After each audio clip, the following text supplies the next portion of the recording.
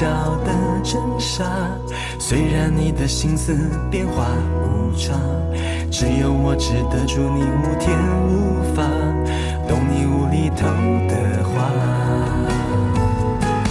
窗前明月光，依偎你肩膀，举头望明月，低头把你想。月光光，心慌慌，真是花好月圆的好时光。天上的一对，地上的一双，牛郎织女不相忘。天堂再美，美不过你心房。银河也宽不过你胸膛。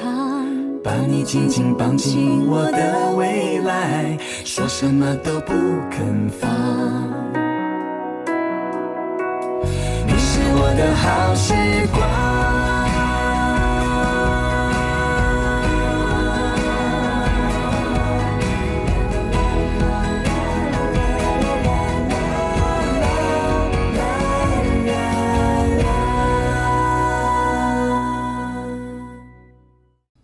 到时候等元宝回来，我再把军器所交还给他。希望有这么一天吧。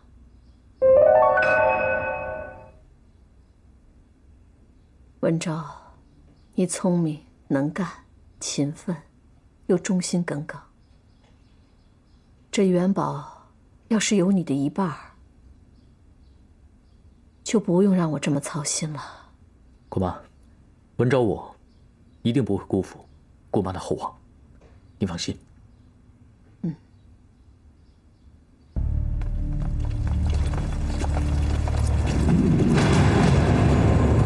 站住！大人，请留步，不是军器所的兵不得入。奉金夫人之命，以后军器所大小事情都归柳大人管。开门！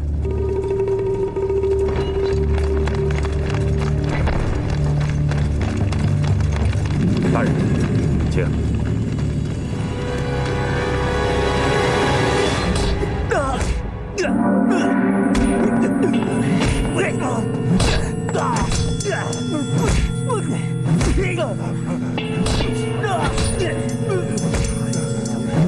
大家安静一下。现在我要宣布一个消息：奉夫人之命，以后军器所大小事情都由柳大人接管。现在，请柳大人训话。鼓掌。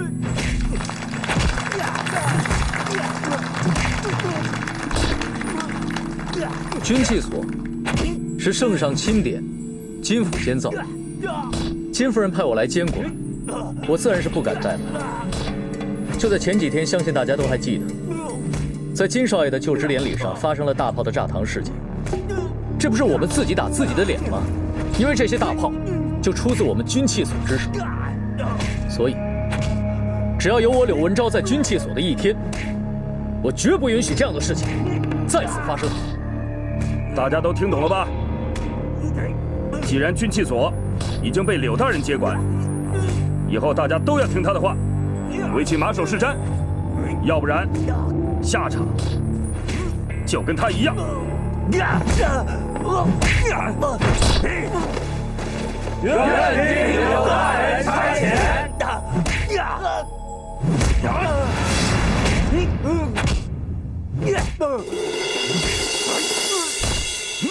小翠，是什么样的人这么三番五次的要对我们元宝下毒手呢？我也不知道。少爷是捕快，一定是得罪什么人了。金家在朝府地位这么显赫，肯定会有人嫉妒。夫人，少爷三番四次的让您伤心，您却还把他当成自己的亲生儿子一样，日日夜夜都在为他担心。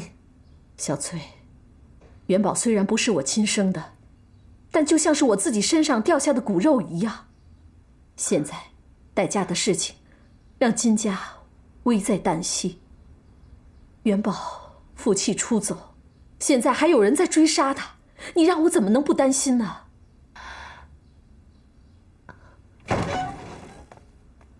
禀夫人，李公公来传太后口谕。李公公，太后懿旨，明日召见金元宝及其夫人江小轩觐见。钦此。大人，太后要召见夫人和金元宝夫妇。是。难怪夫人她面色反常，是因为金元宝夫妇跑了，她没法向太后交代。大人，这是个绝好的机会啊！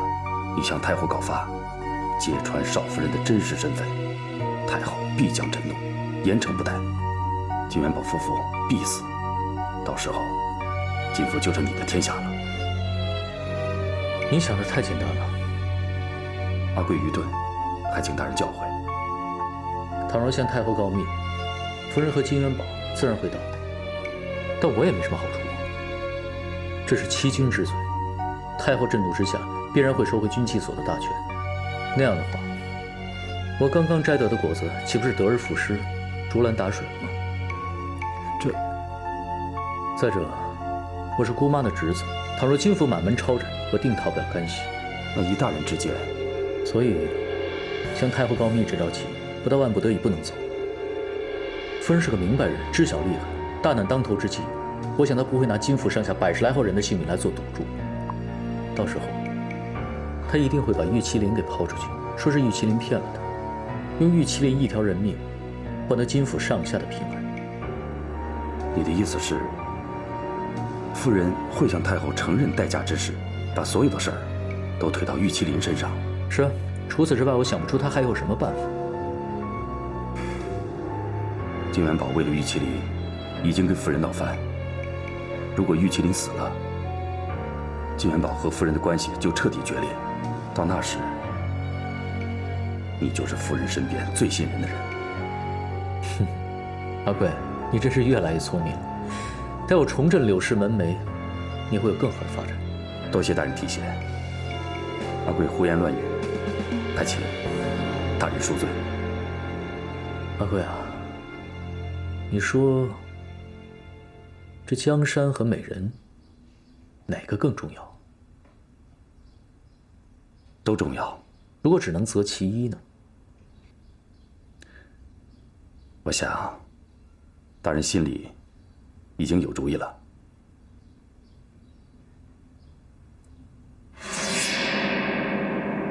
哎呀，太后召见，这可怎么办呢？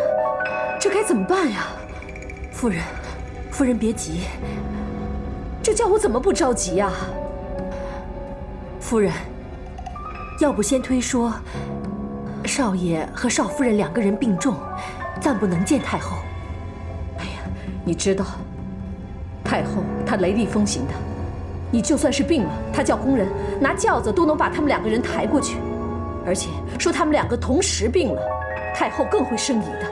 夫人，容小翠斗胆，事到如今，只能将事情如实禀报给太后。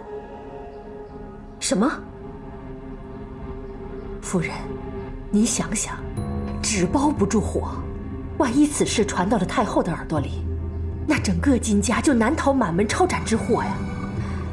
倒不如夫人主动向太后说明情况，就说自己完全不知情，都是玉麒麟那丫头一个人造的孽，就说是她骗了你，把所有责任都推在她身上，这样死她一个人，就救了夫人和金府全家上下。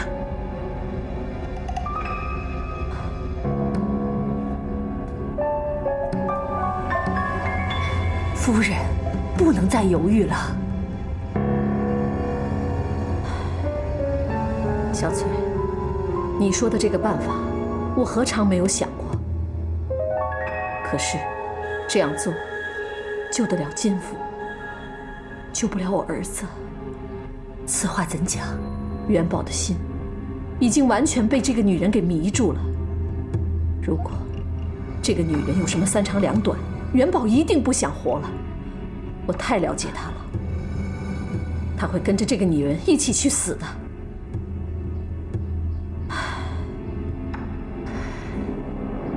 我这20年，把一切的希望都放在元宝的身上，他是我的儿子。我万一又失去了他，我自己活着还有什么意义呀？夫人打算怎么做？事到如今，咱们只能先把元宝和那个女人找回来了。那找回来之后呢？莫非夫人想和元宝、玉麒麟一起向太后隐瞒代价真相？我别无选择了。夫人，夫人万万不可呀！小翠，你起来。夫人，小翠明白，这是夫人在给自己找理由，好让元宝回到夫人的身边。就算没有太后召见元宝这件事情，您无论如何也要找回元宝的。小翠，还是你懂我的心思。可是夫人，您这样做就等于您把您的命跟那个野丫头捆绑在一起，夫人这不值得呀。我不是把自己的命和那个野丫头捆绑在一起，我是把自己和我儿子的命捆绑在一起。要是元宝不能活了，我还活着干什么？我要和我的儿子共生死。夫人，您这样做等于是把自己往火坑里推。小翠不能让你这么去做。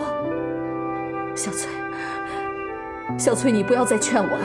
夫人，爱人者，兼其屋上之物。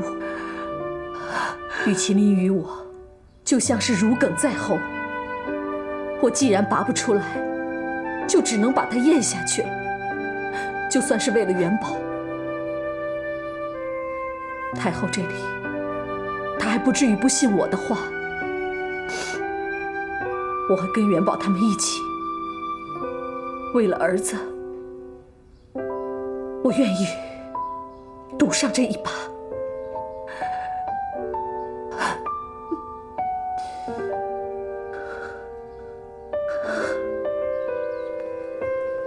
大人，我先下去了。去吧。是。刘管家，刘管家，小人有事禀告。什么事儿？禀刘管家，夫人令您准备马车以及精干侍卫。现在？是。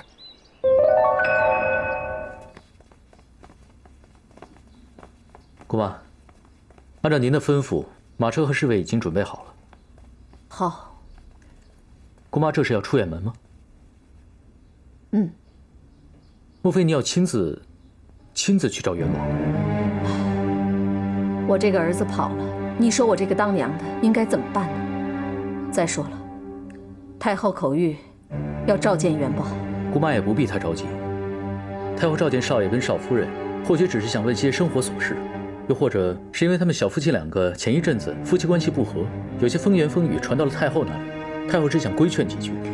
如果是这样的话，我们何不找个人去向太后陈述，让太后改变主意呢？要不然，此事交给文昭去办吧。文昭啊，这太后召见，岂能推脱呀？再说了，这元宝一天不在府上，我这做娘的，一天心都得不到安宁。那天元宝走的时候，态度如此决绝，也伤透了姑妈的心。没想到，姑妈还是如此帮他。不管他做了什么，他都是我的儿子。姑妈，找元宝的事交给文昭来办吧。您只要安心在府里休养，毕竟您是金府上下的主心骨。而且这外面的世道如此混乱，路上出了什么事，岂不是得不偿失？文昭这是为姑妈着想，为金府上下着想，还请姑妈您三思。但是，这元宝的脾气你也知道，其他人去了必然是碰壁的，唯独我去，才有可能把他劝回来。但我实在是担心姑妈在路上的安全。我知道你是好意，可我的心意已决，你不必多说了。夫人，都准备好了。姑妈，既然你执意要去，还是让文昭陪你一起去吧，路上也好有个照应，好好保护你。文昭啊，府里需要一个主事的人，这么多的事情，你还是留在家中，照管家里的事情。那好吧，这样想想也好。少爷他们回来了，万一太后知道了代驾之事，我们只需要把玉麒麟交出去。什么代驾的事情？从来就没有代驾的事情。姑妈，太后的面前，玉麒麟就是江小轩。可是姑妈，这你不说，我不说。元宝和麒麟不会说，顾大娘还有我身边的2个奴婢都不会说。这样，永远都不会传到太后的耳朵里。是，此事我一定不会说，定会保守这个秘密。只是世上没有不透风的墙，此事关乎金府上下的安全，关乎到姑妈的安全，还请姑妈三思而后行。无需多说了，启程。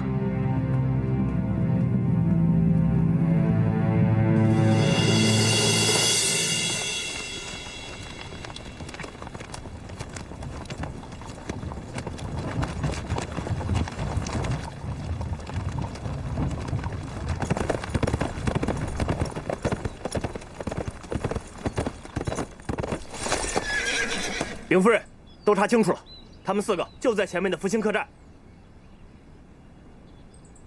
把周边的路都给我封起来，我们现在就过去。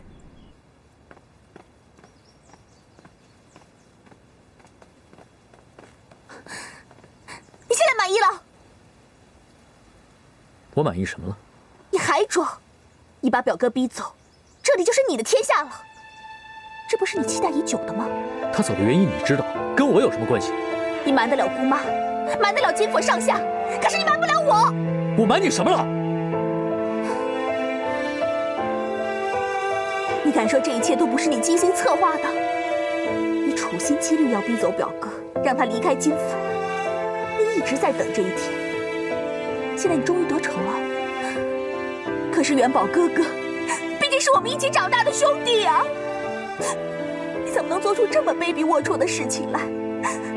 你到底还有没有一点点手足之情？够了！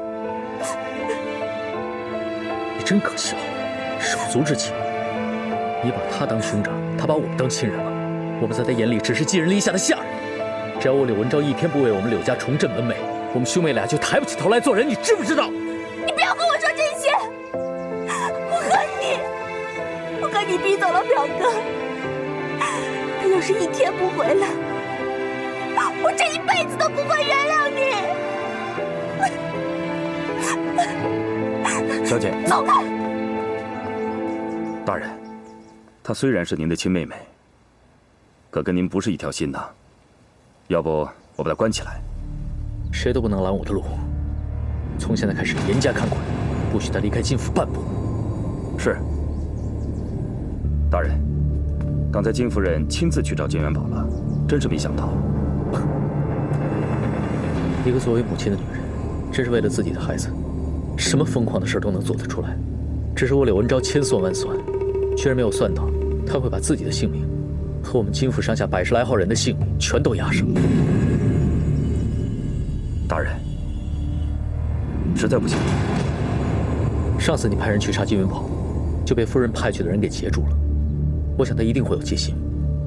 这次他之所以敢去找金元宝，也是因为他有了部署。如今我们再贸然行事的话，只会暴露我们自己。那怎么办？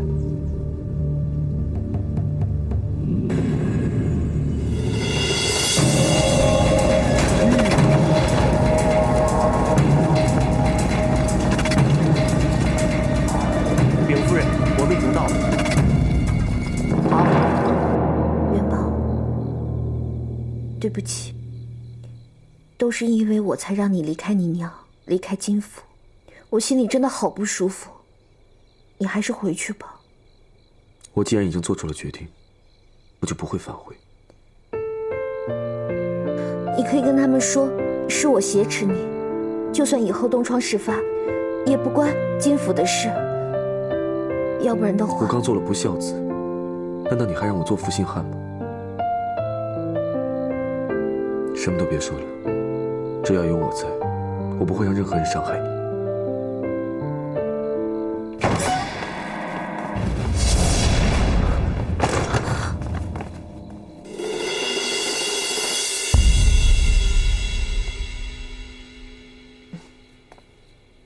下去吧。是。娘，你还是不肯放过他吗？难道非要置他于死地吗？娘，事情都是因我而起，要杀要剐都冲我来。江小轩他是无辜的，求你放过他。哼，又会扮可亲装可怜，又会为朋友两肋插刀，大义凛然。怪不得你把我们家元宝给迷得五迷三道。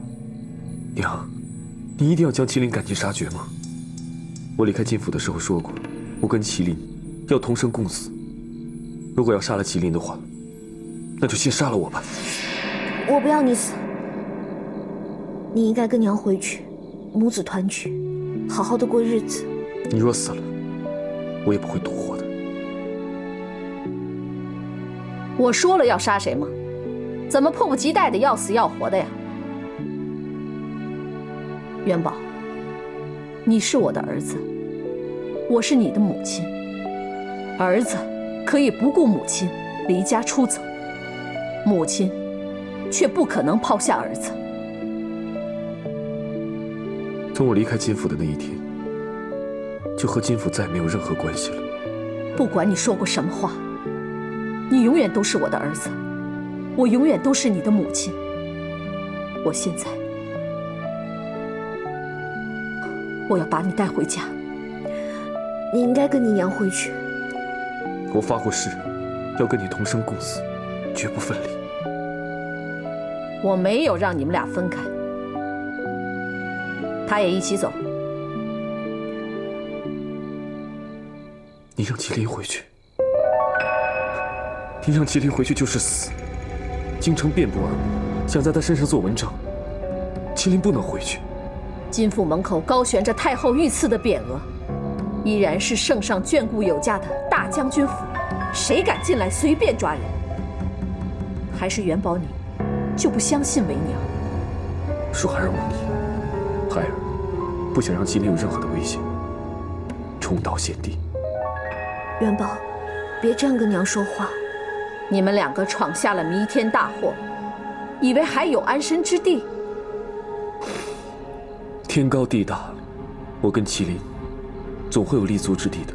甩天之下，莫非王土。太后要召见你们夫妻，你们怎么可以不去？如果不去的话，戴家的事情就一定会暴露，到那个时候，就真的是死无葬身之地了。娘，您来找我们，是要我们回去见太后吗？太后要召见，谁能不见？那然后呢？然后把麒麟交给太后，所有的事情都推到她身上，用麒麟的命来换整个金府的安全，这样对吗？孩儿的态度已经很明确，孩儿下定决心，一定要跟麒麟同生共死。你说什么都没有用。你为什么这么不相信为娘？娘如果真的要告发麒麟，早就去告发了，用得着费尽周折跑过来找你们吗？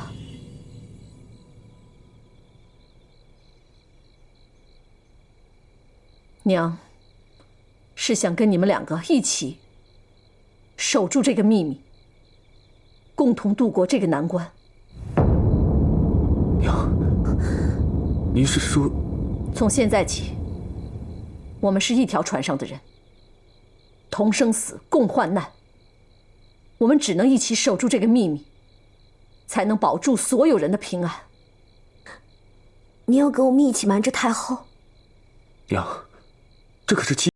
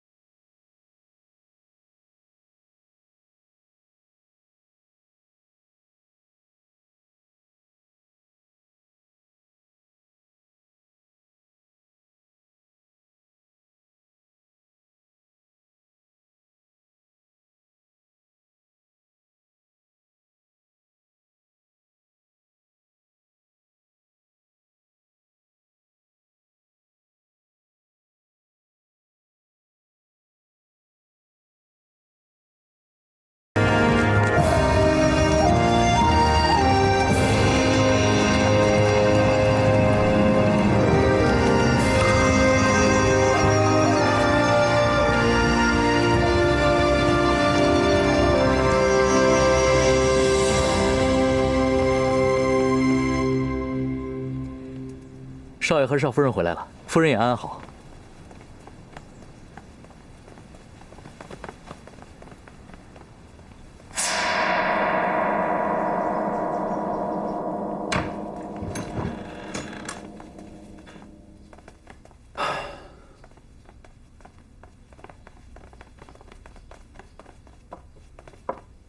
那天我离开家以后，就没有想过还能够再回来。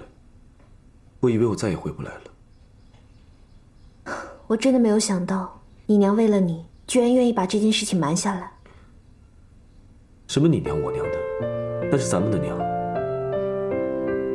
我娘为了我，可以牺牲她自己所有的一切。怎么了？没什么。我看到你们两个母子团聚了，我心里也为你们开心。麒麟，娘为我们做了那么多，我们不能再辜负她了。从今以后，我希望你跟我一起好好孝敬娘，侍奉她，好吗？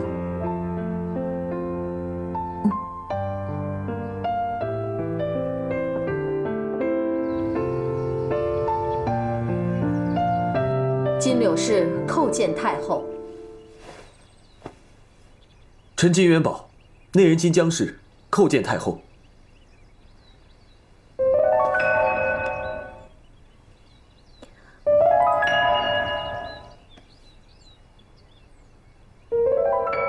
平身吧。谢太后。谢太后。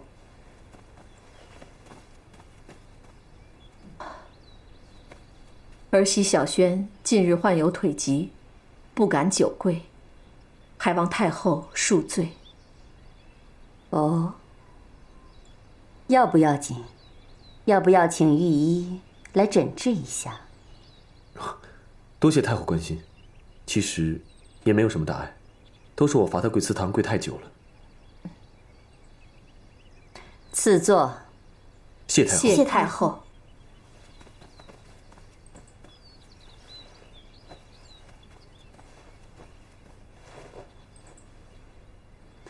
金元宝，你要休妻，闹得沸沸扬扬。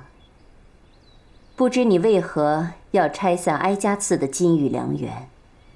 说出来，哀家替你做主。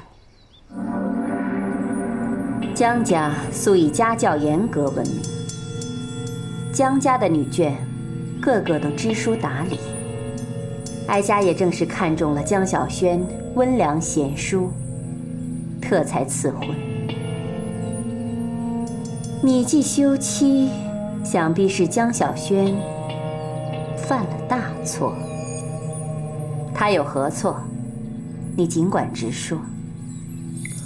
禀太后，其实小轩并没有什么过错，都怪元宝年轻气盛，一时怄气，才会和小轩吵架，做出休妻的傻事，还请太后恕罪。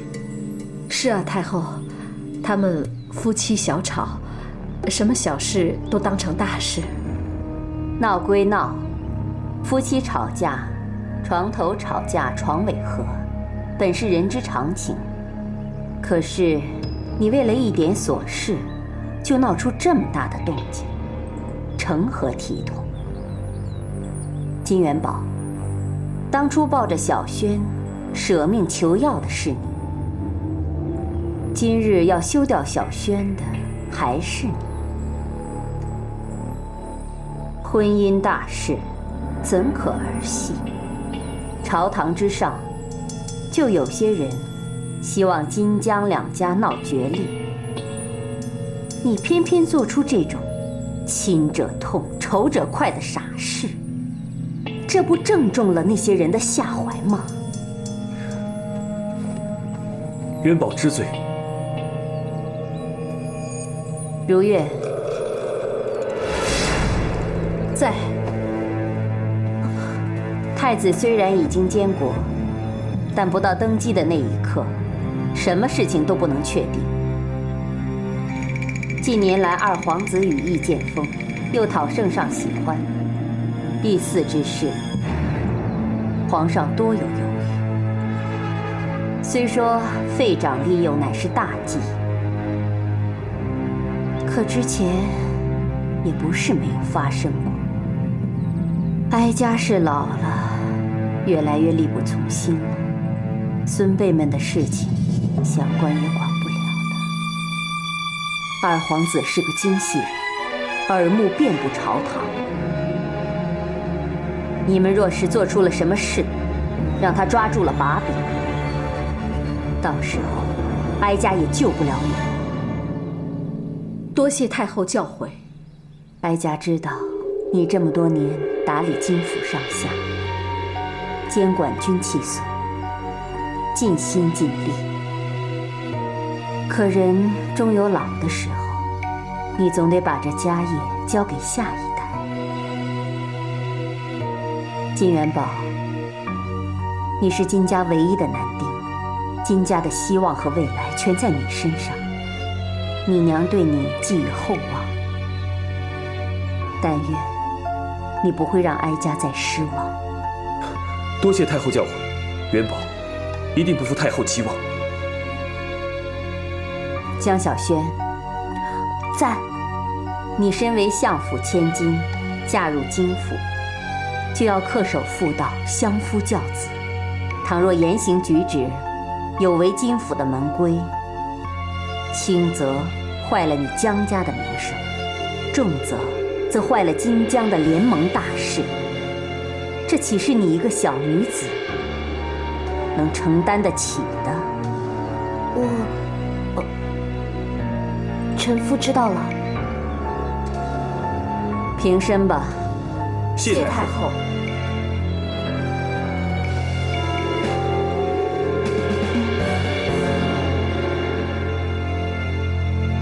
这个危机啊，暂时算是过去了。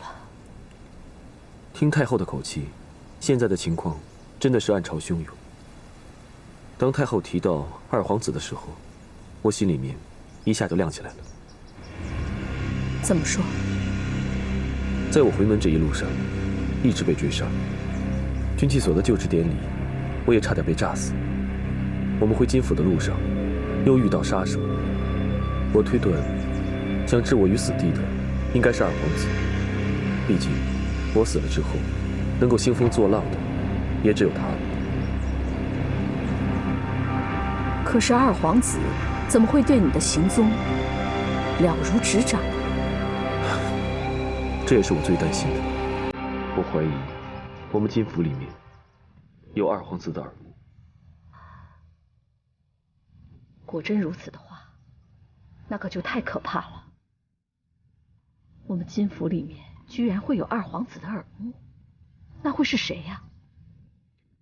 能对我们的行踪了如指掌的，在我们金府里面，也就只有几个人。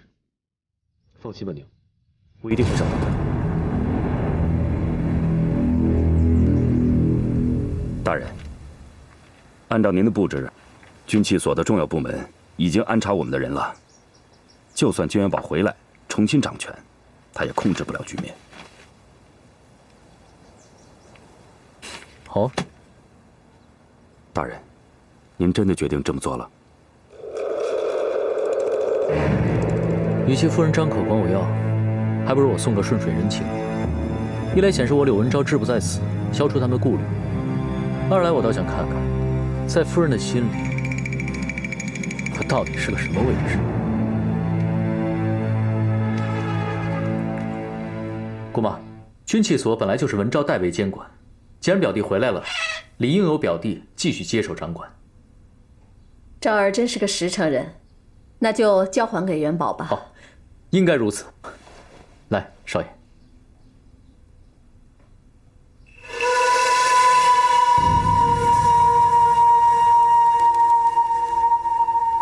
昨晚我替娘梳头的时候，看见娘的头发里面满是银丝。娘年纪大了，我也是时候替娘分担了。毕竟我是金家的独子，不能够再像以前那样任意妄为。哥哥，从今天开始，我会掌管金家大小事宜。如果有做的不对的地方，还请表哥多多提点。真是太好了，家难出孝子。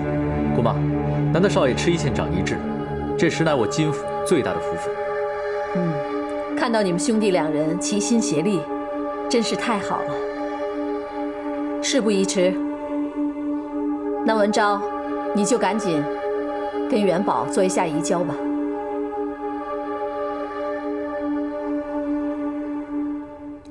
小鱼儿，小鱼儿过来吃。小鱼儿，小鱼儿过来吃啊，过来吃，过来吃啊！哎，哥哥，你回来了。你有什么高兴的事吗？我当然高兴了，因为元宝哥哥回来了嘛。你给我记好了，你只有一个哥哥，他叫柳文昭。哥哥，既然元宝哥哥已经回来了，我们一起就好好过日子嘛。姑妈对我们这么好，你呀，就不要再惹事了。好。是，他对我们真够好的。我来了金府20年，做牛做马，任劳任怨，到最后怎么样？他不还是把我一脚踢开？他的心里啊，只有他的儿子金元宝。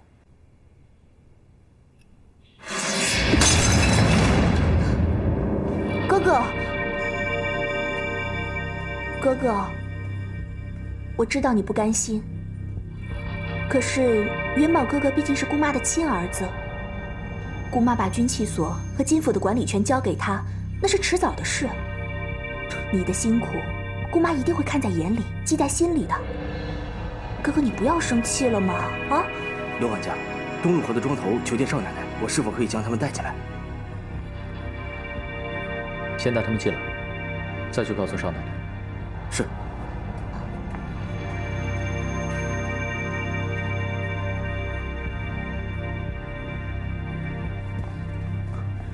这位是在下东陆河刘庄头，前来拜见总管大人。不必拘礼。您这是？这可都是乡亲们的心意呀。那酒是自家酿的上等好酒。庄头如此有心啊！是这样，前些日子少爷和少奶奶来到东陆河去收租，当着大家的面，把那些账本都给烧了，还免去了乡亲们的欠债和租赋。那可真是活菩萨呀！乡亲们感激不尽，让我当代表前来谢谢少爷和少奶奶。我们少爷既然如此宅心仁厚，你们定当不能辜负金府的恩情啊！那是。还有，上次少奶奶留下银子给刘稳婆治病，经过服药啊，刘稳婆病情好多了，还张罗着和乡亲们前来给少爷少奶奶致谢呢。刘稳婆是谁啊？就是20多年前给少爷接生那个刘稳婆呀。那我们少奶奶找刘稳婆有什么事情？这个可不太清楚，好像是说20多年前什么事。当时刘稳婆还疯着呢，什么都想不起来，什么都没说。现在稳婆的病好了，说想起来了，而且她要当面跟少奶奶讲明白这件事。表哥，你找我啊？好，东陆河的庄头说找你有事。少奶奶好啊！你们先聊着。谢表哥，来。哎呀，少奶奶。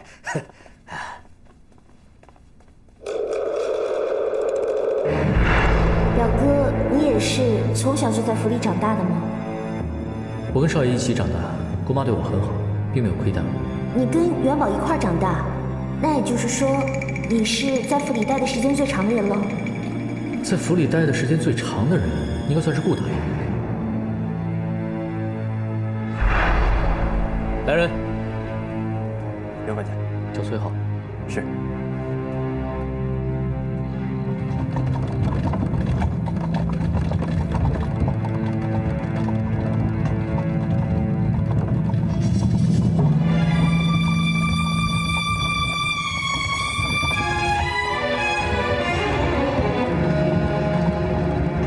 少爷，我已经查清楚了，稳婆就住在这家。你确定？确定。我们进去。好。我知道宝宝在哪里。在哪里？对，我知道，宝宝。